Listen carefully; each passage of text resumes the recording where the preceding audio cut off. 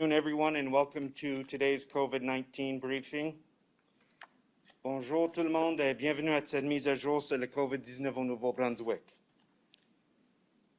Les porte-paroles aujourd'hui sont le médecin hygiéniste en chef, le Dr. Jennifer Russell, et l'honorable Dorothy Shephard, ministre de la Santé.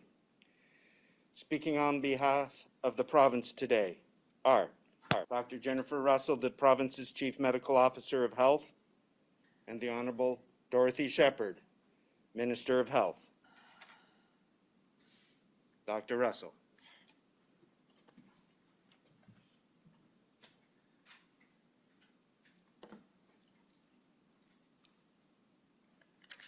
Thank you, Bruce. Merci. Bon après-midi à toutes et à tous. Good afternoon, everyone. Les citoyens du Nouveau-Brunswick continuent de répondre avec enthousiasme à nos efforts de vaccination. Nous établissons des records chaque jour et chaque semaine pour le nombre de vaccins administrés contre la COVID-19 dans tous les coins de la province. We now have 33.6% of eligible New Brunswickers fully protected against the virus. We have 77.8% of our population with at least one vaccine dose. This is very good news. If we can keep up our current pace, we will reach our goal of having 75% of eligible New Brunswickers fully vaccinated against COVID-19 before the end of July. And I want to thank every New Brunswicker who has rolled up their sleeve to receive a vaccine. I also want to thank Horizon and Vitalité Health Networks, participating pharmacies across the province, and all the health providers who are working tirelessly to keep our vaccination effort moving forward. And I do hear from, anecdotally from friends and family and community members how efficient things are running and how well they really feel their experience has gone with their vaccine when they go to these facilities to get their vaccines. If you are not yet fully vaccinated, I encourage you to book an appointment for your first or second dose as soon as you can.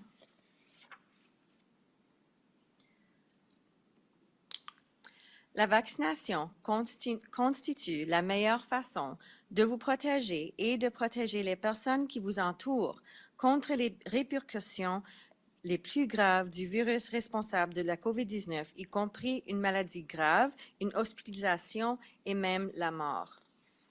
Il ne s'agit pas là d'une simple opinion. Les données à notre disposition le prouvent. Au cours du dernier mois, nous avons accéléré nos efforts de vaccination et le nombre de cas actifs de COVID-19 a par conséquent diminué considérablement. So, getting vaccinated is the best way to protect yourself and those around you from the most serious effects of the COVID-19 virus, including severe illness, hospitalization, and death.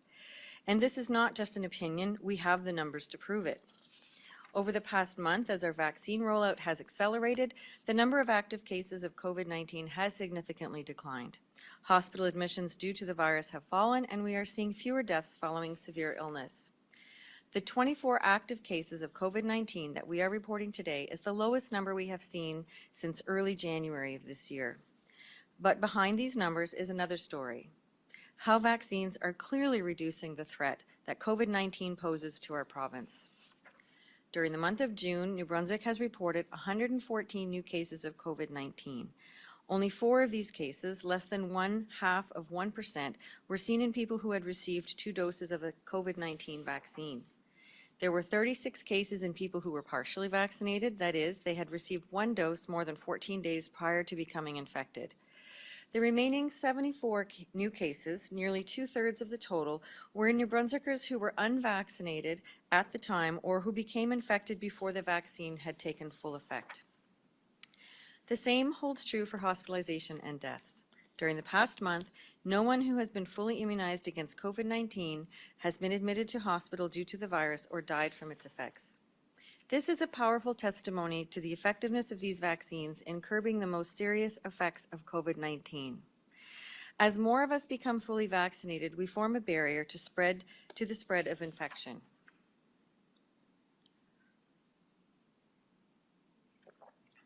Lorsqu'une personne contracte le virus, nous pouvons maintenant nous attendre à ce que les répercussions soient moins graves et qu'il soit moins probable qu'elle mène à une maladie grave ou à un décès.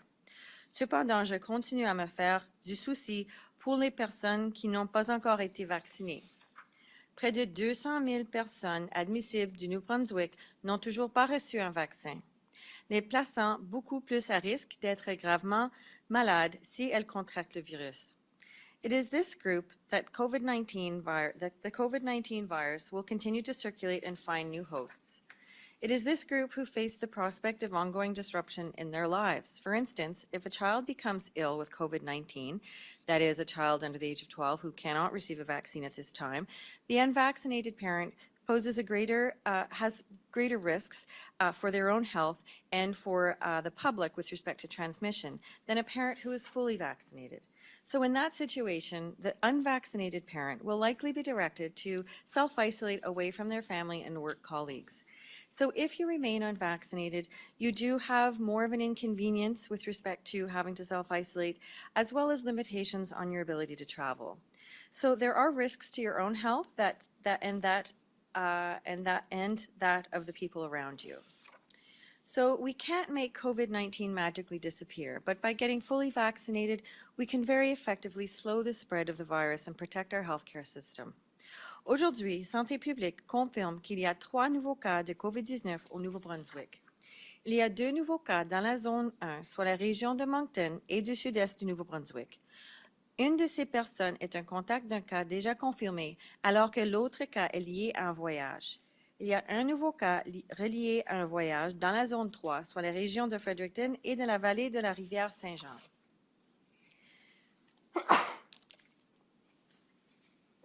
Today, Public Health has confirmed 3 new cases of COVID-19 in New Brunswick. In Zone 1, which is Moncton and southeast New Brunswick, there are 2 new cases. One is a contact of a previously confirmed case, and the other is travel-related. There is 1 new case in Zone 3, which is Fredericton and the St. John River Valley related to travel.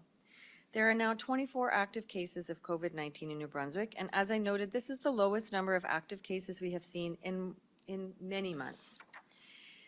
There are now 4 New Brunswickers in hospital due to COVID-19. At this time, none of these patients requires intensive care. Bien que le nombre de cas de COVID-19 continue de diminuer, de nombreux citoyens du Nouveau-Brunswick et leurs familles continuent de subir les répercussions de cette pandémie. Je vous demande de les garder dans vos pensées et vos prières aujourd'hui. So we are entering the first holiday weekend of the summer season. And I know that everyone is anxious to enjoy summer to the fullest, especially those who are now fully vaccinated. We are moving in that direction, but please remember that we aren't there yet. Travel is increasing as restrictions are reduced here and in other parts of Canada. And when people move, as you recall, the virus moves. As new variants are highly contagious compared to the original version of COVID-19, infections can and will happen through casual contact. Si vous prévoyez voyager à l'extérieur de la province, assurez-vous de prendre connaissance des règles que vous devez respecter lorsque vous serez arrivé à destination. Je vous recommande fortement de vous faire vacciner complètement avant de partir en voyage, même s'il ne s'agit pas d'une exigence établie là où vous vous rendez. If you are planning to travel outside the province, make sure that you know the rules that will be required to follow when you reach your destination.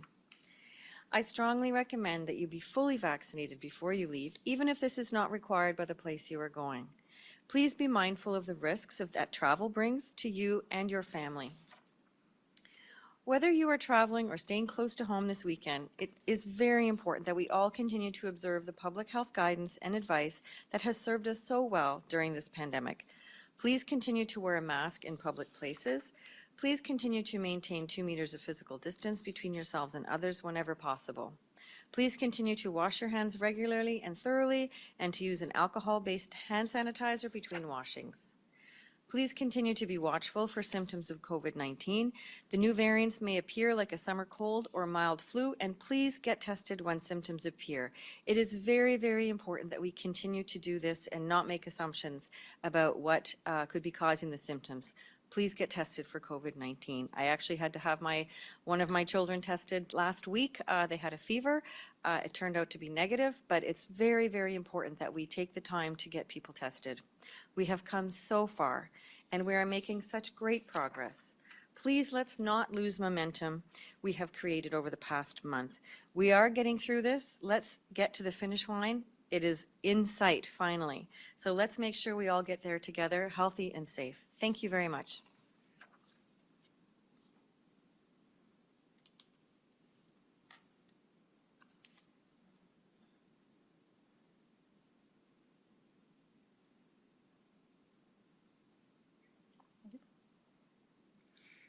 Good afternoon, bonjour.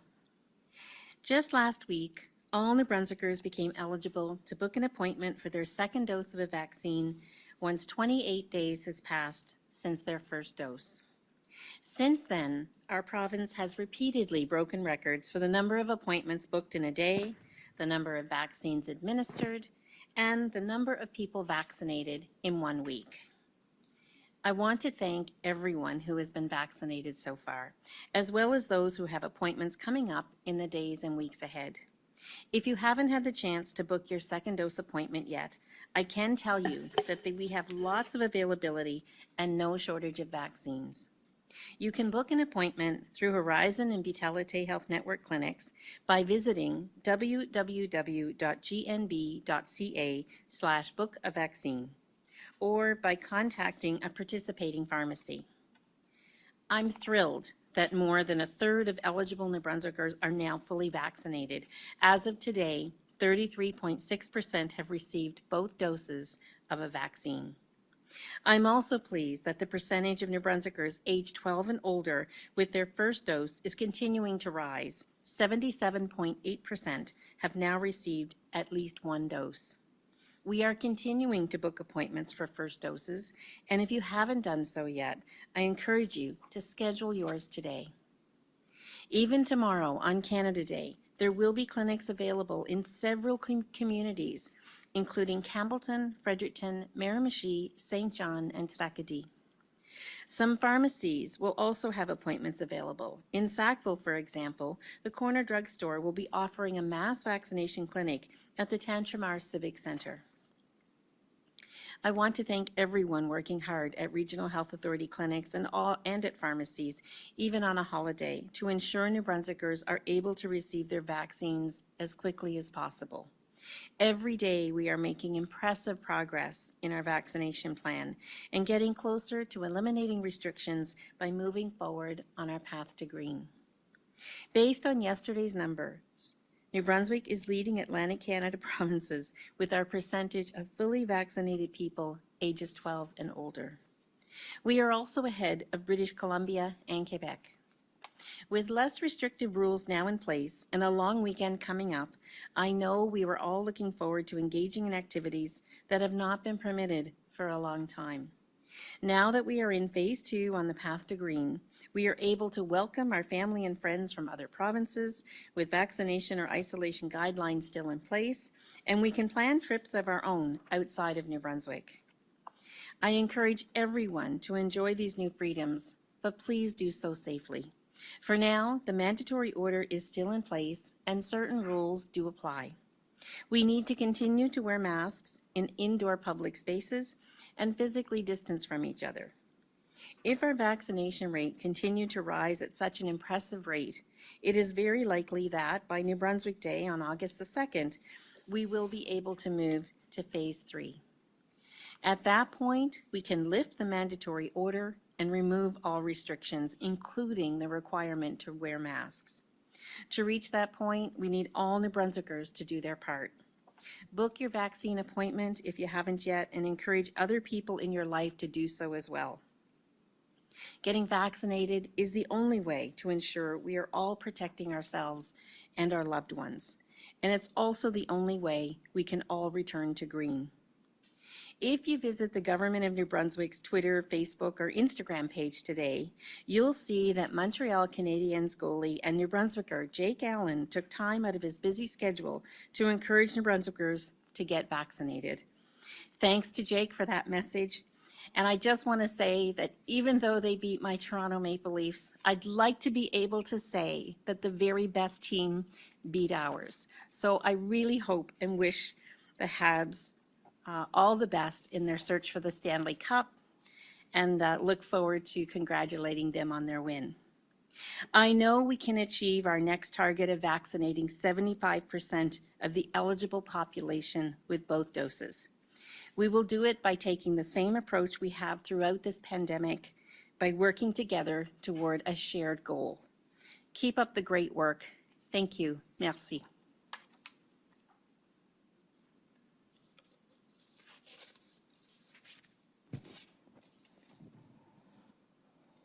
Thank you, Minister. Thank you, Dr. Russell. Merci beaucoup à vous deux, Madame la Ministre et Dr. Russell. We'll now proceed with questions from members of the media. Each reporter will have one question and one follow-up.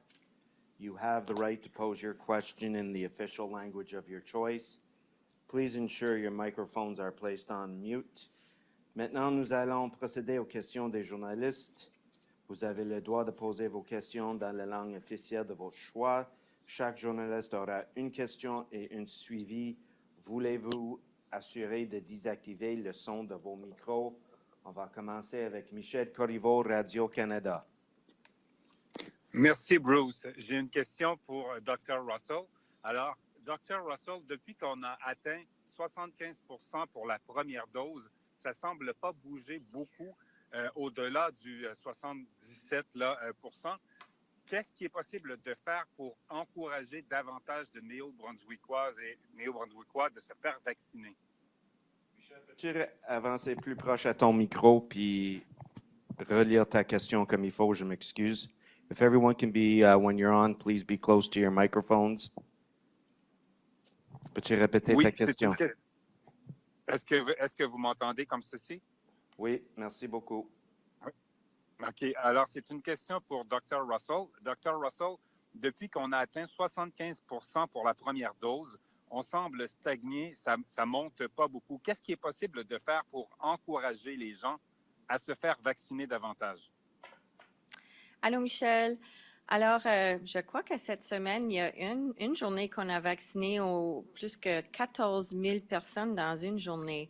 Alors, on a des doses, on a la capacité. C'est vraiment à continuer à encourager vos familles, vos proches, membres de votre communauté, de vos communautés et votre place d'emploi de se faire vacciner. Certainement, on peut atteindre notre but. Encore, la réalité, c'est qu'on a les doses, on a la capacité et donnez le transport à vos amis, les membres de votre famille, encouragez-les. Il y a encore des gens que c'est pas quelque chose qu'ils ont pensé, c'est pas qu'ils sont hésitants, ils veulent pas l'avoir. Ils ont vraiment pas fait beaucoup de pensées sur le sujet. Alors, c'est vraiment important d'avoir des conversations avec les gens que vous connaissez. On a beaucoup de cliniques demain pour le 1er juillet. Alors, si vous n'avez pas d'autres choses qui sont planifiées pour demain, une chance demain pour vous faire vacciner. M. Corriveau, as-tu un suivi? Oui, et compte tenu de la façon dont ça fonctionne maintenant, pensez-vous qu'on va atteindre la phase verte avant le 2 août? C'est difficile à dire. On a la capacité, puis on a les doses. Alors, c'est vraiment juste si les gens s'inscrivent, puis se présentent à des cliniques sans rendez-vous aussi. Merci, Dr. Russell. Attends une minute, Michel. Michelle, I'll just add that we certainly do have clinics happening tomorrow on Canada Day, certainly in Campbellton, Fredericton, Miramichi, St. John's, Thacadie. And we're just encouraging everyone to call their pharmacy if they want to set up a time. Many pharmacies are vaccinating on the weekend, and we really just need to keep encouraging that. We certainly are still seeing the first dose numbers increase, albeit slow, but you remember that it was a bit painful for that one full week that we had to take extra time to get to our 75%. But we're hoping that everyone who has had a first dose will certainly make themselves available to get their second. And we need to push, push, push and let everyone know that, you know, our vaccinators could use a break. And if we can give them that August 2nd date and make it happen, you know, they certainly are doing a great job for us, and we want to thank them. Merci, Madame Ministre, Dr. Russell. Silas Brown, Global TV.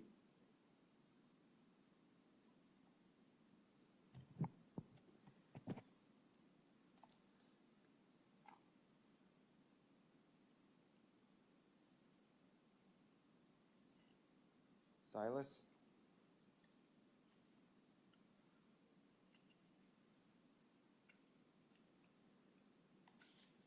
We'll cycle back. Jennifer Baza, CTV.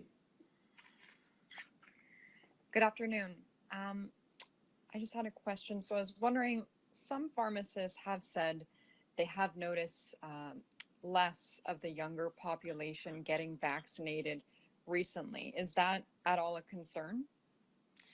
Well, it's really important that everybody who can get vaccinated is vaccinated. I do hear of anecdotally that sometimes people, again, who weren't planning, thinking, it wasn't top of mind, but if they happen to be in a place where, such as a pharmacy, where they had made announcements over the PA system that if you need a vaccine, that they had some available, that works really well for people who it wasn't on the forefront of their mind. And then also pop-up clinics. Again, if you can encourage people to go to any of those clinics, that would be helpful. We do want to get as many young people vaccinated before the fall as possible, obviously. And obviously, we're trying to meet our target for August 2nd as well. Thank you, Dr. Jennifer. Do you have a follow-up today? Yes, I do. I was curious, will there be different restrictions for those who are completely unvaccinated in the future? With respect to case management, technically, yes. It'll always depend on the risk assessment by the medical officer. So if there is a positive COVID-19 patient who has close contacts who are not vaccinated, most likely that would result in the unvaccinated close contact to be required to self-isolate. So that's what we expect right now. And obviously there are some destinations who require 2 vaccines to travel. So, and there are probably some workplaces where if a person was not vaccinated, they would have to continue with masking. So it'll keep evolving, and we'll continue to watch and collect data on what we're seeing. But certainly the unvaccinated population will be at the highest risk for severe outcomes, hospitalizations, and ICU admissions. Thank you. Vicki Hogarth, CHCO TV. Thank you, Bruce. Dr. Russell, we know that mixing vaccines is just as effective, but is there any early evidence to suggest that mixing vaccines could potentially be more effective at creating a stronger immune response? Great question, Vicki. They have noted that there are some instances where it does show an increased immune response with a different vaccine. However, there's not enough data to show how long that immunity lasts. And actually, we're still monitoring that with all the vaccines. We're monitoring, what the effectiveness is with respect to the different intervals, and then how long the immunity lasts based on 2 doses at different intervals, et cetera, because we are having the conversations about next steps with respect to boosters after everyone has had their second doses and when that would start to be part of our rollout.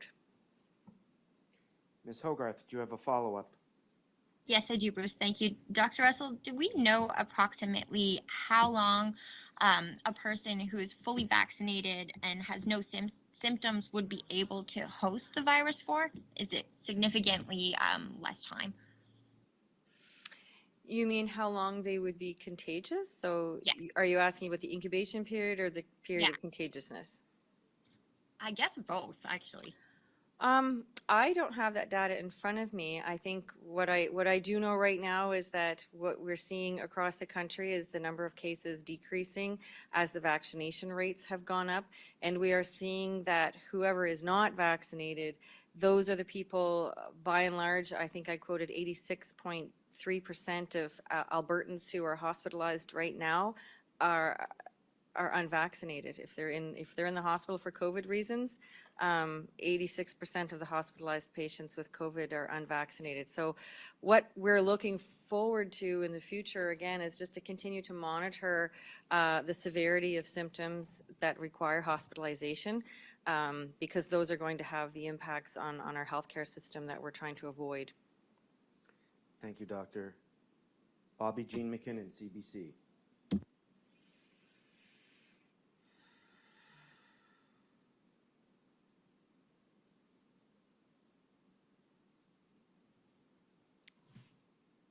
Bobby Jean.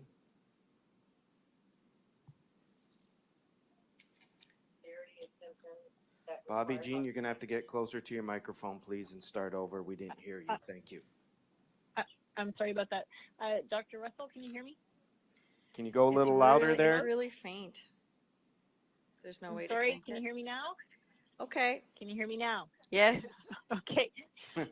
Dr. Tam said last week that at least 80% of the eligible population will have to be double dosed before protective measures are fully lifted if the Delta variant becomes the dominant strain. What will that mean for New Brunswick's path to green and our 75% target? I'll start, and if the minister wants to add, I think what we know right now, Bobby Jean, from this entire pandemic is the only thing that we can guarantee is that there are no guarantees. So at this moment in time, you know, with all the information that we have across Canada, the numbers going down, we're grateful to see the fact that overall Canada is doing much better with respect to case numbers and hospitalizations and ICU admissions. And as I mentioned to the last reporter, the overall pattern that we're seeing is that people who do end up in the hospital are mostly those who are unvaccinated. So there's no question that protective measures should remain in place until we get the majority of the population vaccinated with 2 doses. And in fact, there are some jurisdictions who attained their goal of vaccinating their population, and then they had to walk back on some of the restrictions that they had lifted. In places such as Israel, they had to reinstate their mask policies. So never say never. I think we're just going to keep on the path that we're on, try to get as many people vaccinated as we possibly can, and continue to monitor the situation.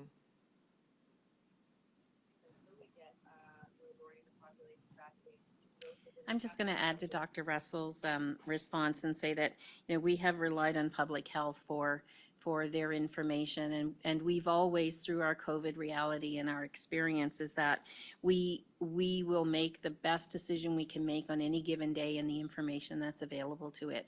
So as we work together, it will certainly be you know, be a team effort. And I also think that, you know, we've given New Brunswickers reasons to always attain for the prize. And I think that seeing the numbers that we're seeing now and seeing how second doses are really ramping up and going so well, that I think New Brunswickers understand that we need this component of vaccine levels in order to have the freedom that we all want. So as we see first doses continuing to increase, albeit slow, they're still increasing. We're going to keep pushing. Thank you. Ms. McKinnon, do you have a follow-up? Yes, I do. Thank you. Dr. Russell, the CDC still says the safety and efficacy of mixed product series have not been evaluated, that both doses of the series should be completed with the same product. This is different than your advice and Nancy's advice. What do you say to New Brunswickers who are confused by this mixed messaging they're hearing on this issue? Well, obviously there are many different sources of information for different jurisdictions, and for Canada, again, we follow Health Canada and Public Health Agency of Canada and NACI guidance. So the best advice that I can give right now is that by having 2 doses on board of whichever vaccines you have is the best protection that we can offer right now. Again, we haven't seen any data otherwise at this point in time here in Canada. So again, we will keep monitoring the situation, but we will continue to offer people whatever vaccine type we can, whether it's a different mRNA vaccine, whether you had Pfizer for the first dose and Moderna for the second, or Moderna for the first, or Pfizer for the second, et cetera, we will continue down that path. Thank you, Ms. McKinnon. Thank you, Doctor. Thank you, Minister. Savannah Odd, Telegraph Journal.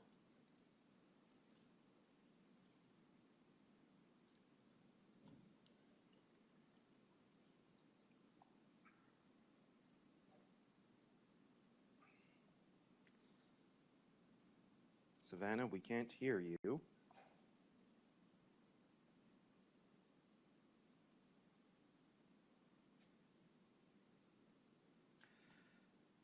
We'll just move ahead to Andrew Waugh from, Okay. Savannah, go ahead. Okay, there we go. Dr. Russell, you mentioned that about 200,000 people aren't vaccinated yet, and while children under 12 can't get the shot, unvaccinated people they're in contact with remain at risk. Is there potential for that to cause a spike that requires more restrictions to return?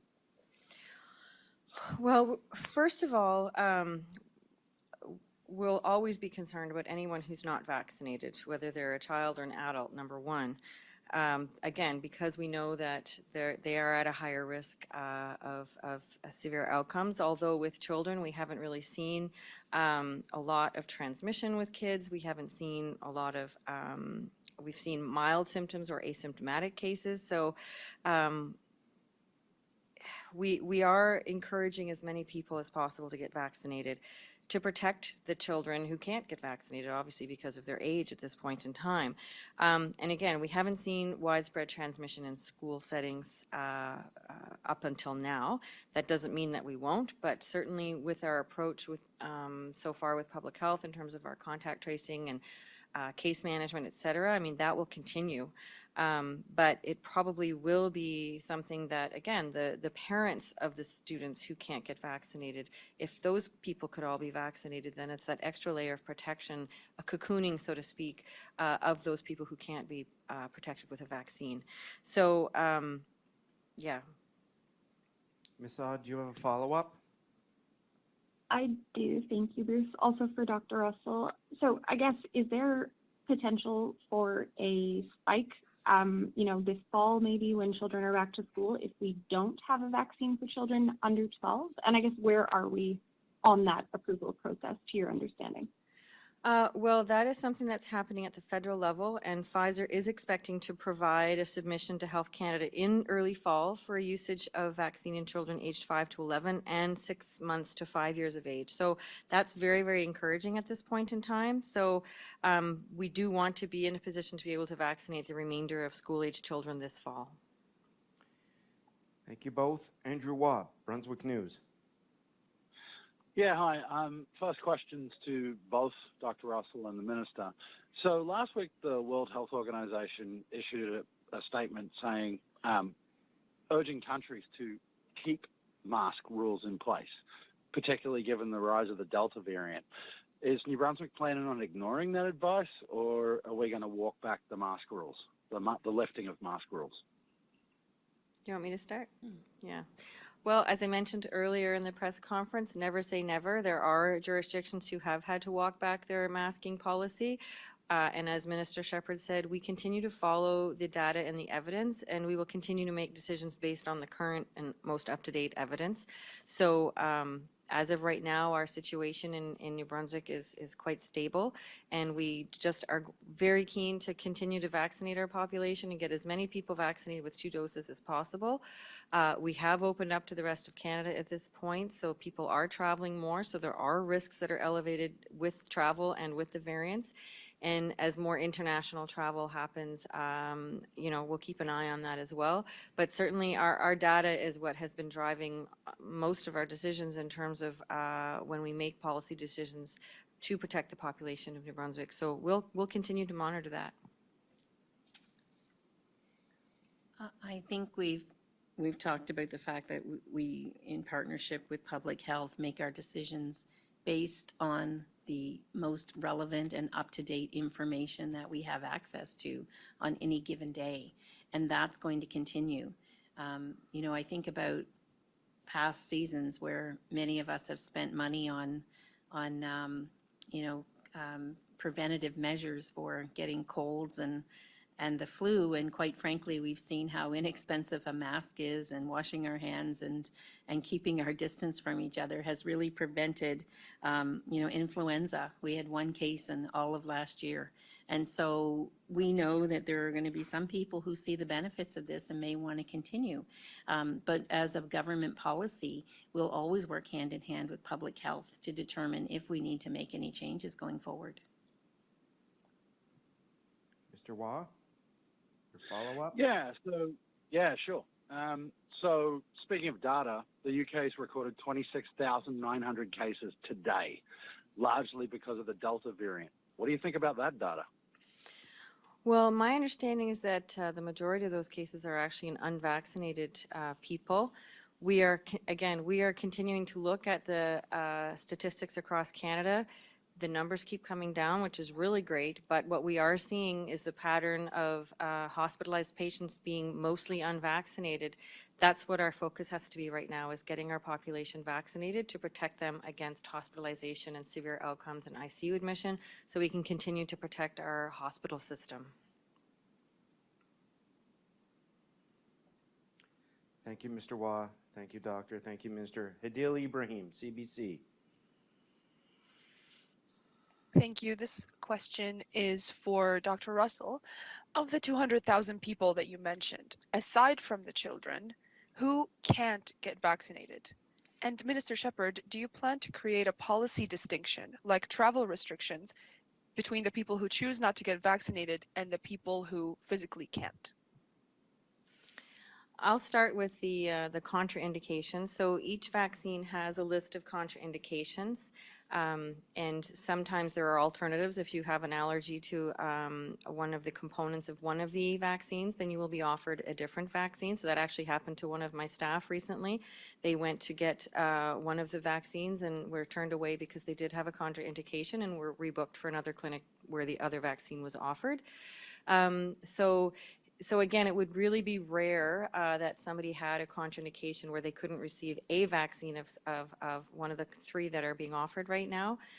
However, it still can happen.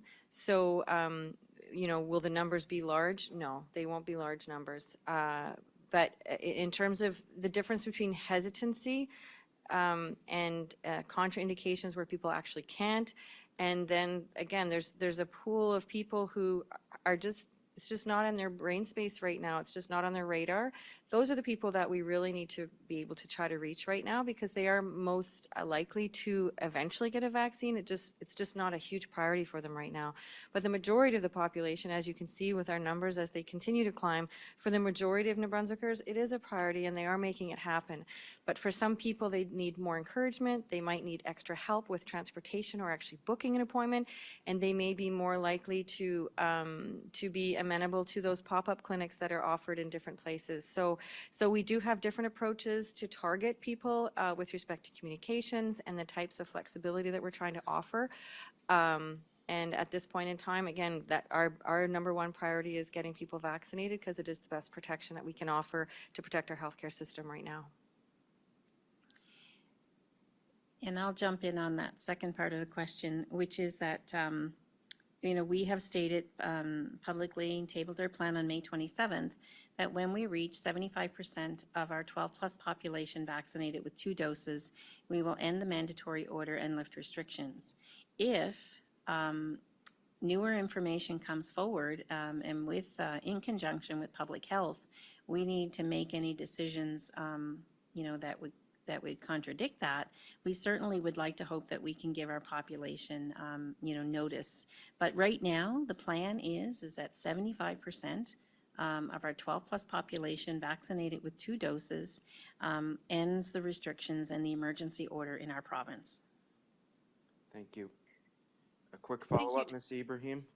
Yeah, I just wanted to clarify with Minister Shephard, that last part of your question. Could you just explain what you mean by what would happen if something changes after the the emergency order ends? Well, I think it's really important to understand that we are making the very best decisions that we can on the available information on any day with our COVID planning. And right now, the plan is that when we reach 75% of 12 plus population vaccinated with 2 doses, the emergency order will be lifted and restrictions will be eliminated as well. So anything over and above that has to be with new information, and we'll proceed as each day brings information of the day. You know, we won't make changes unless there are some serious information that's brought forward to our attention. Thank you, Ms. Ibrahim. Just to confirm, so you're not considering any specific restrictions for people who choose not to get vaccinated for now, but it's a possibility in the future? We will go on public health's advice with that, but right now, as of 75% of our 12 plus population is vaccinated, we are lifting restrictions. Thank you. Thank you. We're going to cycle back to Silas Brown with Global TV. Just a quick check. Can you hear me? Yes, loud and clear, pal. Wonderful. So I just kind of following up on some of that about the emergency order and some of the things that I heard earlier on, as well as in response to some questions about, potentially people who would be close contacts who hadn't been vaccinated may have to isolate after we reach that green threshold. I'm wondering what the authority to ask people to isolate or to impose mask orders would be if the emergency order is lifted, or if that would necessitate either legislative change or a reintroduction of the emergency order. I'm going to start and then let Dr. Russell pick up. It's really important to know that all through our COVID experience, we have made decisions based on the most up-to-date information of the day. And public health is certainly, been our guidance through all of this. And we've been very successful in managing COVID throughout these past 16 months because of our relationship with public health and the diligence for which they've performed their responsibilities. So what I'm going to say is that if there isn't an emergency order, I'm going to say that our public health officers have a tremendous amount of authority in making decisions, and if we need to back that up in some way, I'd certainly look at it. But right now, you're talking in hypothetical, and we're going to go forward with our plan that we have today.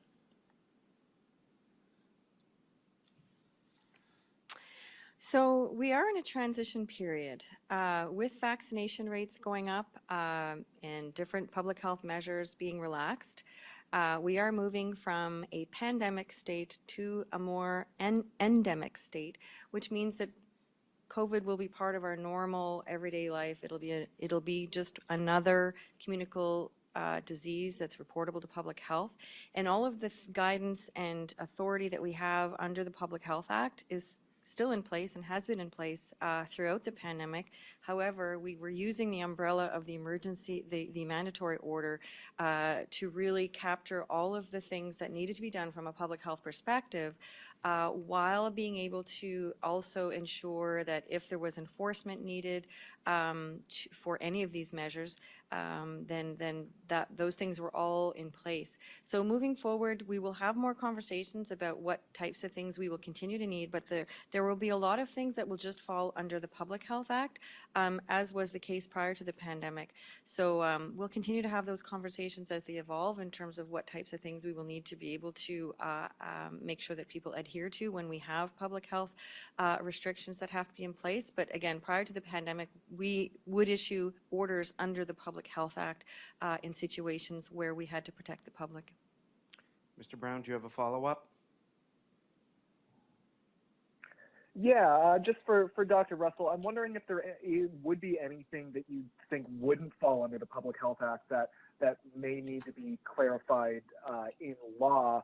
I mean, I'm not sure, and you likely know this better than I would about if you can compel people to isolate under the Public Health Act, because I do know that that is one of the pieces that is in the emergency order. So just wondering if there's anything that maybe that you would like to see clarified legally or in the Public Health Act that you would feel could be necessary to respond to flare-ups or anything else that we may experience as this becomes endemic. Really great questions, Silas, and certainly anything that does fall under the Public Health Act under that authority, we do have the capacity to and the authority to issue orders to isolate people, et cetera. So that I know we can do.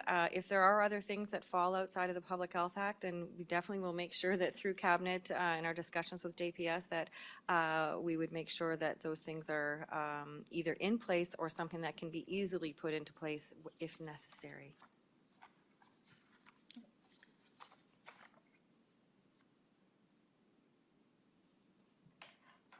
Thank you, Mr. Brown.